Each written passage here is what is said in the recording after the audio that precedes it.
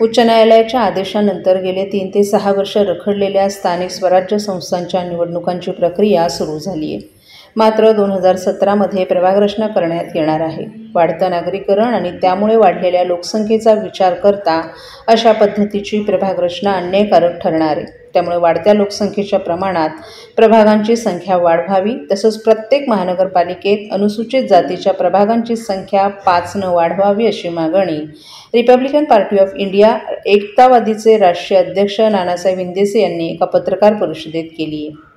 याबाबत आपण मुख्यमंत्री देवेंद्र फडणवीस, उपमुख्यमंत्री एकनाथ शिंदे, अजित पवार, सामाजिक न्यायमंत्री संजय शिरसाट यांची भेट घेतली असून त्यांनीही या मागणीबाबत अनुकूलता दर्शवली असल्याचं इंदिसे यांनी सांगितलं.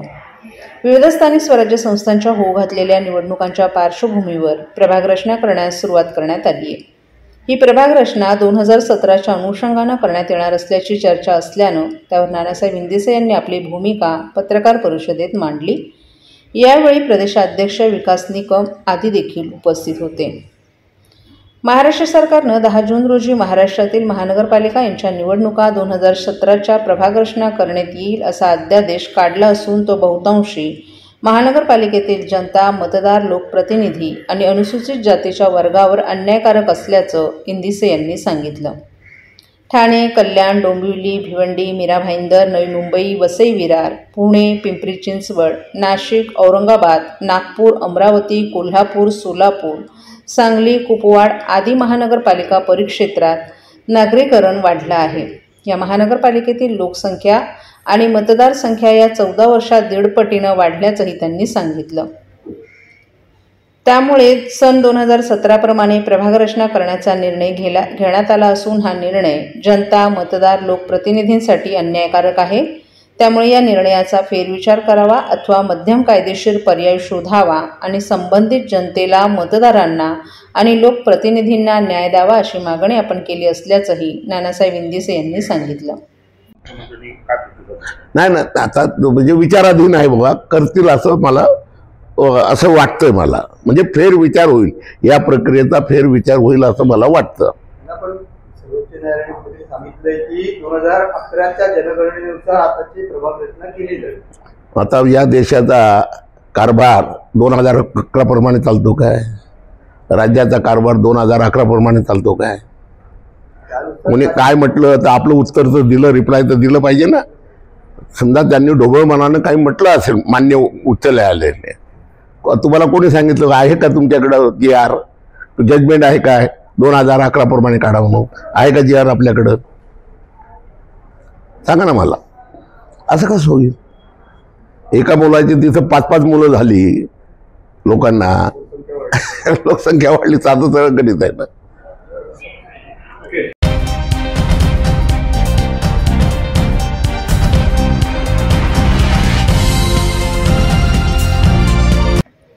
जागतिक डॉक्टर दिनानिमित्त भारतीय जनता पक्षाचे ज्येष्ठ समाजसेवक भास्कर बैरी शेट्टी आणि माजी नगरसेविका रागिणी बैरी शेट्टी आणि त्यांचे विश्वस्त सहकारी यांनी शिवाजीनगर येथील स्थानिक दवाखान्यांमध्ये डॉक्टर सौ Joshna Vishe, doctor Supriya Revankar, doctor Sulabha Pandit, doctor Kirankumar Jain आणि डॉक्टर प्र भानुशाली यांना शुभेच्छा देऊन त्यांचा सत्कार केला.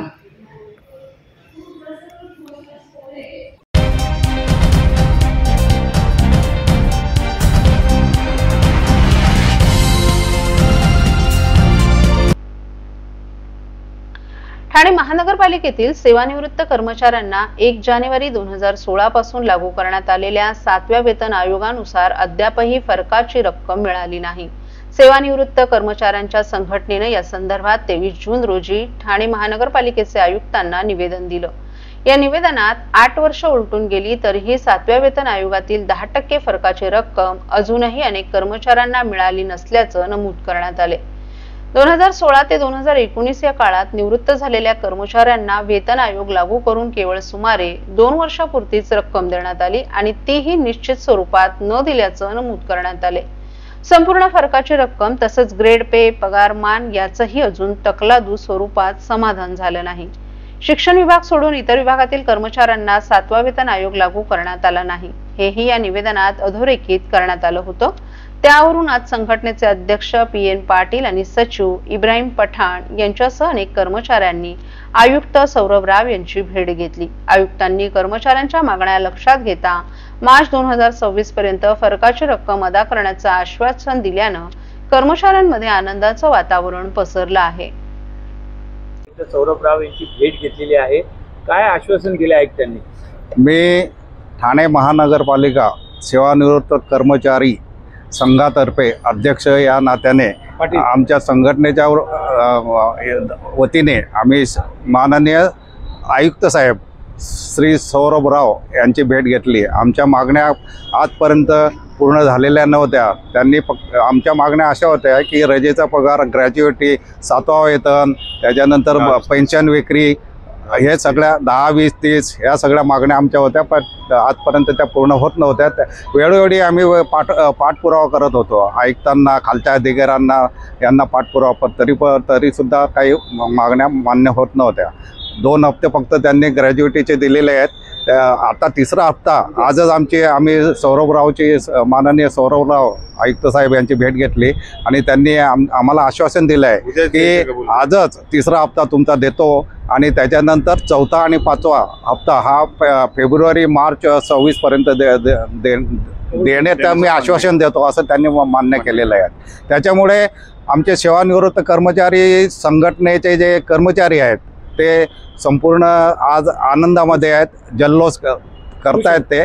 त्याच्यामुळे माननीय सौरभ राव आयुक्त साहेब यांचे संघटनेच्या वतीने मी खूप आभार मानतो आणि त्यांना धन्यवाद देतो की त्याने आपल्या सेवानिवृत्त झालेले नाही आहेत तरीसुद्धा त्यांना जाण आहे की सेवानिवृत्त झाल्यानंतर माणसांना काय फेस करावं लागतं, काय त्रास होतो, त्यांना संपूर्ण आजार असतो, त्यांना ऑफिसला येता येत नाही।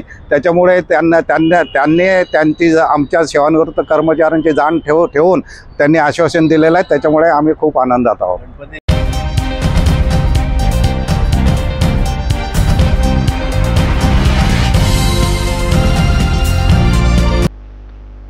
वेगानं वाहणारा वारा, अंधार, समुद्राच्या लाटा अंगावर झेलत ठाणेकर जलतरणपटूंनी इंग्लंड ते फ्रान्स हे 46 किलोमीटरचं सागरी अंतर यशस्वीपणे पार करून ठाण्याच्या शिरपेचात मानाचा तुरा रोवलाय। मानव मोरे, आयुष तावडे आणि आयुष आखाडे या जलतरणपटूंनी केलेल्या कौतुकास्पद कामगिरीबद्दल आज ठाण्यात झालेल्या पत्रकार परिषदेत खासदार नरेश म्हस्के यांनी त्यांचा सन्मान करून त्यांना पुढील वाटचालीसाठी शुभेच्छा दिल्या। ठाणे महानगरपालिकेच्या मारोतराव शिंदे तरण तलाव येथे हे तिन्ही जलतरणपटू नियमित सराव करतात। मानव, आयुष आणि आयुष या तिन्ही जलतरणपटूंनी इंग्लंड ते फ्रान्स हे सागरी अंतर भारताच्या प्राईड ऑफ इंडिया या संघात सहभागी होऊन पार केलं।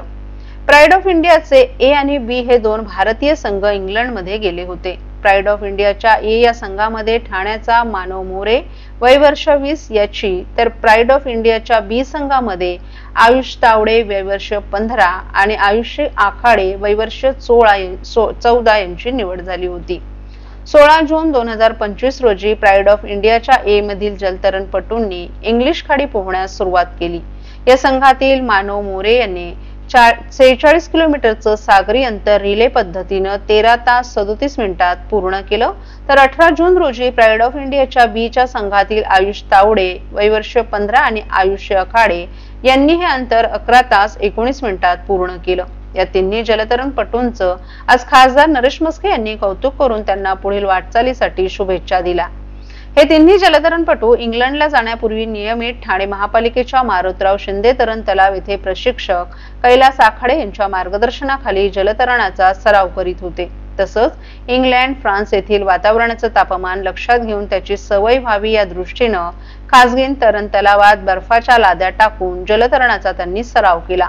अथक मेहनत आणि नियमित सराव यामुळेच हे यश प्राप्त केलं असल्याचं तिन्ही जलतरणपटूंनी सांगितलं। यावेळी त्यांचे पालक रुचिता मोरे, राजेश मोरे, प्रवीण तावडे, कैलास आखाडे ही उपस्थित होते। आयुष्य आखाडे या 14 वर्षीय जलतरणपटूला इंग्लंड येथे जाण्यापूर्वी पायाला दुखापत झाली होती. तिच्या पायाला 11 टाके पडल्यामुळे तिचा सराव पूर्णपणे बंद झाला होता. पायाची जखम जेमतेम भरली असल्यानं तिला डॉक्टरांनी पोहण्यास परवानगी दिली. तिनं जिद्दीने हे सागरी अंतर 11 तास 19 मिनिटात पूर्ण केल्यानं तिचं सर्व स्तरातून कौतुक होत आहे.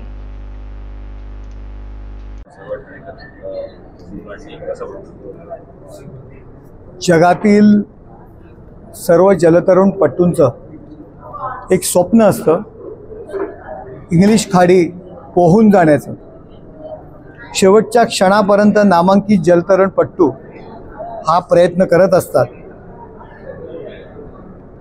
सगळेच यशस्वी होत नाहीत, परंतु आपल्या ठाण्यातील 19 वर्षाची, 11 वर्षाची, 15 वर्षाची ही मुलं इंग्लंड टू फ्रान्स हा अतिशय अवघड असा सागरी प्रवास आमचा मानव आहे. मानवने 13 तासांचा हा त्याचा विक्रम आहे. आयुषी आहे. 11 तास पोहून इंग्लिश खाडी त्यांनी पार केलेली आहे. हा एक विक्रम त्यांनी नेमलेला आहे, विक्रम केलेला आहे आणि ठाणेकर आहेत आणि आम्हाला ठाणेकरांचा अभिमान आहे.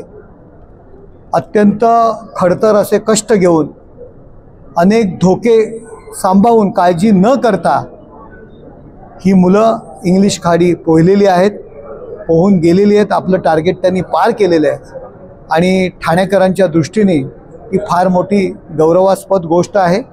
त्याचबरोबर त्यांचे पालक यांची सुद्धा कौतुक करणं गरजेचं आहे. 5 फूट पाण्यामध्ये सुद्धा जेव्हा मुलगा पोहायला जातो तेव्हा पालक घाबरतात, परंतु आपल्या मुलांच्या जीवाची पर्वा न करता एवढा खडतर प्रवास करण्याकरता आणि त्यांना तयार करण्याकरता पालक जे कष्ट घेत असतात, त्यामुळे त्यांचंही कौतुक करणं गरजेचं आहे. आज त्यांचा या ठिकाणी आज आम्ही सत्कार केलेला आहे. त्यांना माझ्याकडून पुढील आयुष्यामध्ये आणि अनेक ते उपक्रम करणार आहेत, त्यांना सुद्धा हार्दिक शुभेच्छा आणि पालकांचं सुद्धा कौतुक.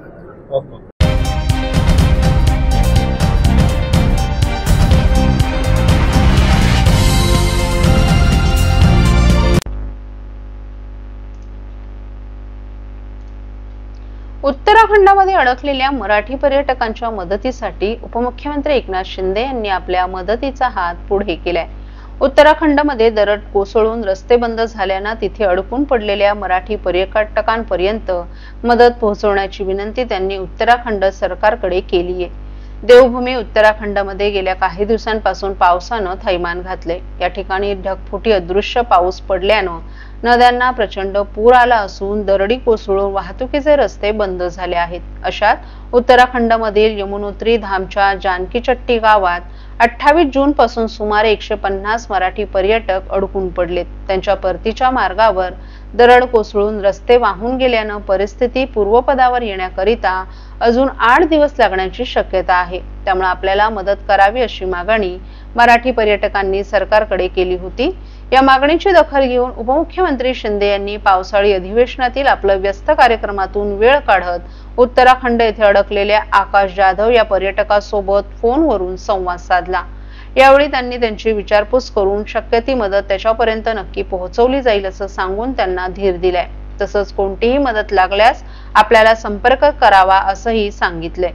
यासोबतच उत्तराखंडचे मुख्यमंत्री पुष्कर सिंग धामी यांच्या मुख्यमंत्री कार्यालयात कार्यरत असलेल्या पराग दकाते यांच्याशी फोनवरून संवाद साधून या पर्यटकांना अन्नधान्य आणि आवश्यक ती मदत तातडीनं पोहोचवण्याची विनंती केली आहे. याबाबत उत्तराखंड सरकारनंही सकारात्मक प्रतिसाद देत शक्य तेवढ्या लवकर रस्ता पूर्ववत करून अडकलेल्या पर्यटकांपर्यंत मदत पोहोचवण्यात येईल असंही सांगितलं. सध्या परिस्थिती आटोक्यात आणण्याचे प्रयत्न उत्तराखंड सरकारकडून सुरू असून शक्य तितक्या लवकर महाराष्ट्रातील अडकलेल्या पर्यटकांपर्यंत पोहोचून त्यांना परत पाठवण्याची व्यवस्था केली जाईल असं सरकारच्या वतीनं स्पष्ट करण्यात आले.